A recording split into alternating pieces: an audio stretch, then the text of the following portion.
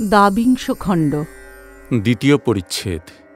নিষ্কাম কর্ম ও শ্রীরামকৃষ্ণ, ফল সমর্পণ ও ভক্তি।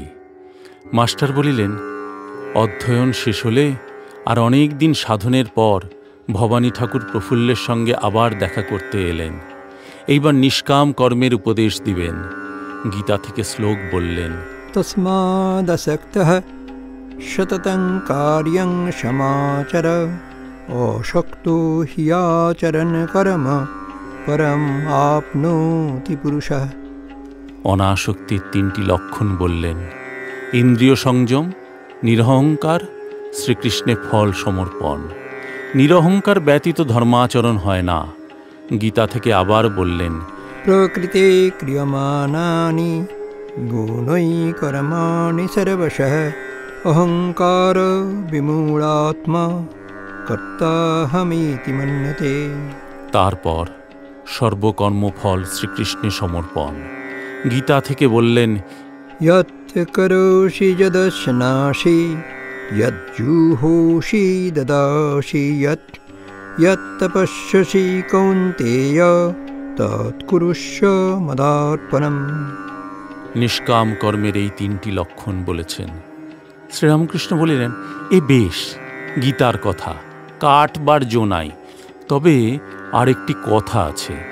শ্রীকৃষ্ণে ফল সমর্পণ বলেছে, শ্রীকৃষ্ণে ভক্তি বলে নাই।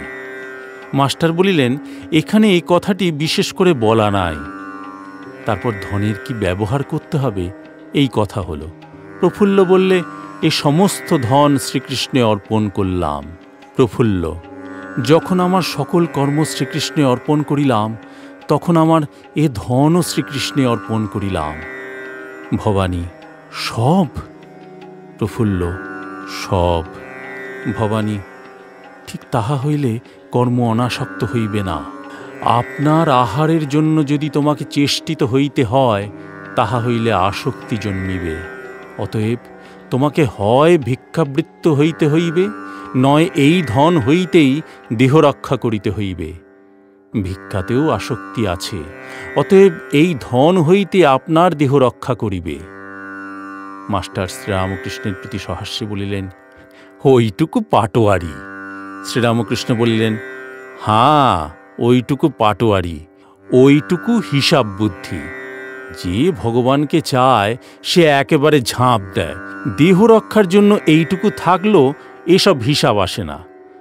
মাস্টার বললেন, তারপরে আছে? ভবানী জিজ্ঞাসা করলে, ধন নিয়ে শ্রীকৃষ্ণে অর্পণ কেমন করে করবে? প্রফুল্ল বললে, শ্রীকৃষ্ণ সর্বভূতে আছেন, অতএব সর্বভূতে ধন বিতরণ করবে।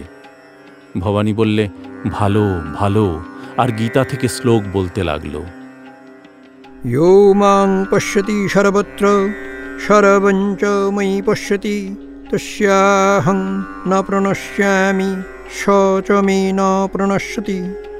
সর্বভূতস্থিতং ইয়ো মাং ভজত্যেকত্বমাস্থিতঃ সর্বদা বর্তমানোপি স যোগী ময়ি বর্ততে।